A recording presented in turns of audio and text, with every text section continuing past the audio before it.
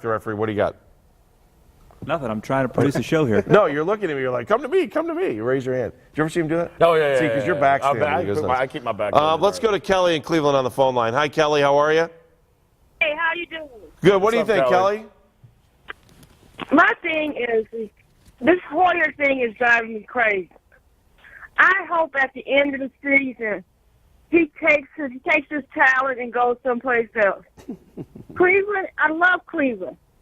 I've always loved the Browns. But the fans are so two-faced. They never stand behind their quarterbacks. When they're good, they're good. They're bad, they're bad. There's 11 people on the team, on the field. He's not the only one making mistakes. But he's the one who's blamed for everything. You pull Johnny Manziel out there, you get a spark. A spark doesn't always win a game. Kelly, good stuff. She's right. Kelly, thank you for the phone call. If I had something to give you, I'd give you something. We don't have anything. She's right. Free bag air. Kelly, good phone call. Thank you, Kelly. I mean, look, the Browns want to win more than you. And I know some fans don't want to hear this or believe this. Wait, you're telling me that they go to the game and they expect to win? They want to win? A little bit. Really? That's crazy talk. I know some people won't believe this because I know they've put all their money. There's no sabotage there? Nah, they want to win more than you want to win. Seriously. Really? I swear to God. I swear. They want to win. This was all set up perfectly. This is the way the script was written. Yeah, right. But they do. Now, Goodell wrote the script just let me like ask this. you Didn't this. you catch that? How many weeks in a row do you have to miss a field goal before you cut a guy? Who's talking about that? How many weeks? Was it? He's got to be gone, right? Here's the thing. They brought guys in last Were we last saying week. the exact same thing on the special teams with fair catches Yeah. and dropping and fumbling punts, and there was no change made. So you do not know. Hey, shout out to Marlon Moore, though. He played his rear end off yesterday. Obviously, all the Josh Cribbs talk got into the locker room. Don't ever let those players tell you they don't hear what's going on in the media. They played with something extra yesterday against Josh Cribbs. Well, they weren't going to give the fans a chance to say I told you so. That's what that was. Let's go quickly to Howie Smith, who's on Skype 1. Hi, Howie. Hey, how are you? I'm doing fine. How you guys doing? Good. Weather looks good there. Where are you? Down in Hilton Head, South Carolina. You get away from those Steeler fans today, huh? Yeah, it was pretty nice. We went to a great Browns backers bar yesterday called Street Meat. And the owners are actually Browns fans, and the only game on was the Browns game. But I'm really upset with the offense because they cost me at least 2 Jell-O shots. The owners bring out a whole tray every time there's a touchdown. So you got 3 free Jell-O shots yesterday. We should have had 5. Yeah, you should. It's all about the Jell-O shots. And you should have had a winning one afterwards, Howie. What Absolutely. do you do? What do you do? I'd have put one for the whole bar. I'm with you. What do you do with the quarterback situation? Obviously, it's a problem. Well, the way it is right now, it's like we had the brand new minivan to start the season. We took it out of the garage. We've been letting Hoyer drive it around. We have a Corvette sitting in there, maybe. Might have a loose tire. We don't know. But it's time to give the kid the keys and let him try. At this point, we have to win all 3 games, and the Steelers have to lose 2 for us to get in. If the Steelers and us end up tied, they have the the conference tiebreaker far and away. So I don't know what else to do at this point. Brian's just not doing it. He's not confident, and I'm kind of pissed off at Gordon because he looks like he's getting lazy. Yeah. And he's only been in for, 3 games. I think that injury that he faked on the sideline cost us the last time out. I don't know. It's just a lot of problems. It is frustrating. The Josh Gordon situation is very frustrating because I think we all, and I did it myself, we didn't make a big deal out of missing 10 games. Missing 10 games is a big deal in the NFL, especially when you bring a guy back and you're in a playoff run and you expect him to be up to speed with everyone else. And I just think the chemistry was killed offensively. And I'm not blaming, I know how this is going to go. I'm not blaming Josh Gordon. Oh, you're a Hoyer apologist. No, I'm not. Oh, Hoyer Well, I don't care who's that quarterback. Yeah. There was going to be an issue with implementing him in the offense. And for Shanahan to throw it to him 17 times in week 1 of getting him back, what was it, 8 times last week? How much of that is Shanahan, how much of that is Hoyer, though? Well, Shanahan said this week himself that he called a lot of plays with Gordon as a number 1 option. So he admitted it himself. And then this week you have the coach say, well, we wanted to get Taylor Gabriel. We wanted to get all these other guys their reps back. Get back to where you were. Right. And I said that to you 2 weeks ago. I go, remain who you are. They changed who they were. And I get it. Josh Gordon is a supreme talent. He's a supreme something else, too. Well, one of the problems on the show. Go ahead. Knock it out of the park, man. Go ahead, Howie. with the thing with Hoyer, the thing with Brian Hoyer is, I've been supporting him all year long, hardcore. Every time we go out to the games on a Sunday afternoon to the bar, we are, people yelling for Manziel. I'm saying, give it to Hoyer, give it to Hoyer. He can do it. He's solid. But the last month or so, I've been, spewing a lot of crap. So I think when we finish the little discussion this morning, I'm probably going to go back and brush my teeth 3 or 4 times and get the taste of bullshit out of my mouth. Well, at least you're in Hilton Head, Howie. You can enjoy it. Enjoy it. Go play a little bit of golf. We'll talk to you soon. Thanks, Howie. Sounds great. Thanks Take a care, lot, buddy. guys. Have a good day. All right. you too. Next up, we're going to talk a little bit about. Do we have to? Are Steelers in the? We're going to go to Lodi. Is that? Yeah, what's we're going to go next? to Matt Lodi. Are they in the driver's seat in the AFC North? Well, let's find out. Let's ask Matt Lodi.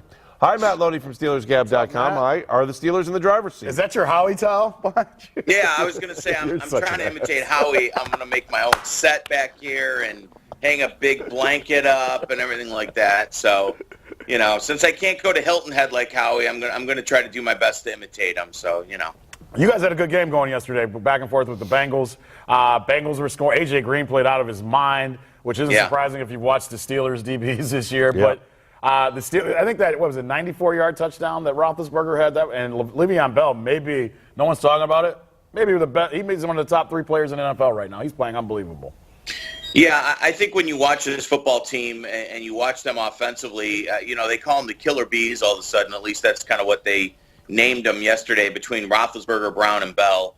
Those 3 guys are playing really pretty good football. And I know last week, obviously, a major letdown at home when they lost to the Saints. But, yesterday was by far the bigger game in beating Cincinnati. And, you asked about, are the Steelers in the driver's seat? Well, if they win the last 3, yeah, they will win the division because their final game of the year is at home against Cincinnati. And, I expect that game now more than likely to be flexed to Sunday night just because the division should be on the line if the Steelers can win the next 2 against Atlanta and against Kansas City. The Atlanta game is on the road. The Kansas City game is at home. And, of course, I'm not saying that that's going to happen only because the Steelers are so bad against bad football teams, meaning they'll probably lose to Atlanta and then beat Kansas City and then line up to, again, take on Cincinnati on Sunday the 28th for the division title. So we'll see. But offensively yesterday, they were not afraid to take chances. Once they were able to kind of find themselves defensively in the second half, they were able to get things going. And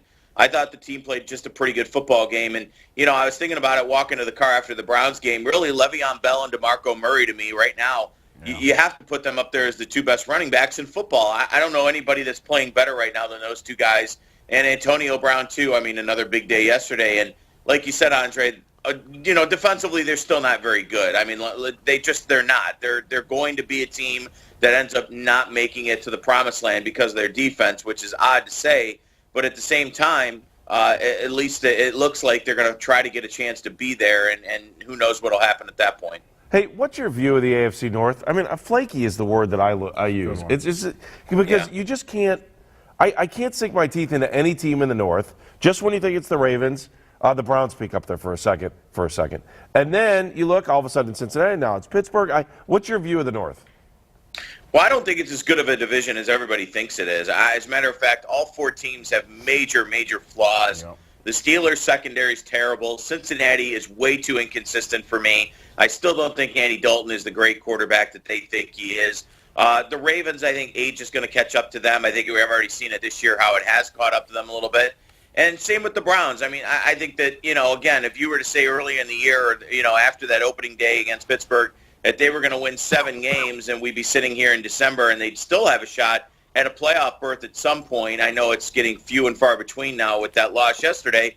I think you'd be pretty happy about that. So I think the North is one and done. I think if Cincinnati wins the division, like a lot of people still think they'll do, and ends up playing San Diego again, let's say in the first round, I think they would lose. I think if the Steelers win the division, they would lose at home to a team like, they could very easily lose at home to a team like Baltimore or lose at home to a team, like I just said, San Diego, I think would give them a lot of problems. I just think all 4 teams have major flaws. Nobody by far is, as good as Denver, as good as New England.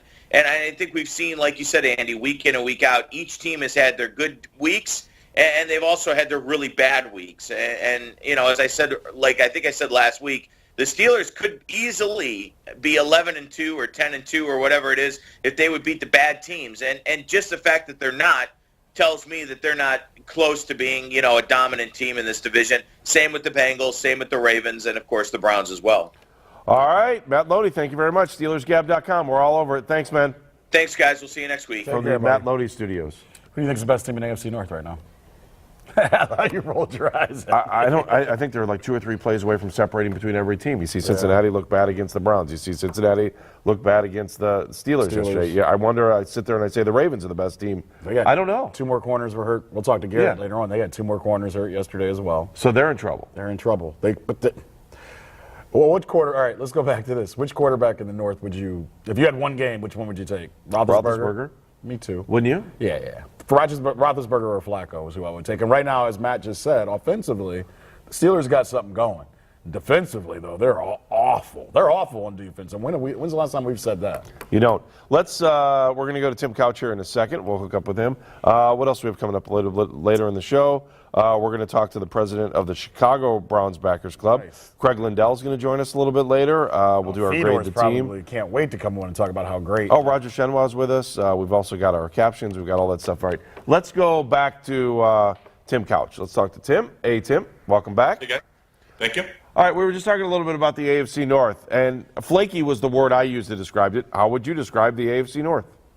I don't think you can describe it any other way but that. You just never know week to week what you're going to get from all these teams. And, they've all been really inconsistent. They've all looked really, really good at times. But, it's going to be interesting to see how it plays out, here in down the home stretch. But, I'll tell you, at times Pittsburgh looks like, they can put points up on anyone. And then other games, like when they played the Jets, it looks like, they don't look like the same team. So it's been really inconsistent. It's tough to call who's going to come out of this division, but probably if I had to choose right now, I would probably take Cincinnati. I think they've been, somewhat the most consistent throughout the year. You're right. And Cincinnati's problem, I continue to say this, is that they haven't played with their middle linebacker all year. And I'm not putting it on one player, but he makes a big difference in that. And when they don't have Burfict, they don't have a guy that can stop the run and puts that. He's a quarterback in their defense. And for whatever reason, when they don't have him, they give up points, Tim, and they give them up in bunches. Yeah, they do. It makes a big difference not having that middle backer in there, especially in this division, where teams are going to come out and try to pound the football. When you don't have that middle backer in there, it definitely makes a huge difference. Tim, I want to go back to this because I think we just touched on this after we talked to you last time. But for Mike Pettin to make the switch to Johnny Manziel, I mean, there's some old school versus new school philosophy there. How much of a battle is that when your head coach doesn't like the way you act, but if you're able to perform on the field, he has to adapt, and there's got to be some kind of middle ground there, isn't there? Yeah, I think so. I think the thing that's going to always be the case with Johnny is he's a gamer. I don't think he's ever going to look great during the week of practice.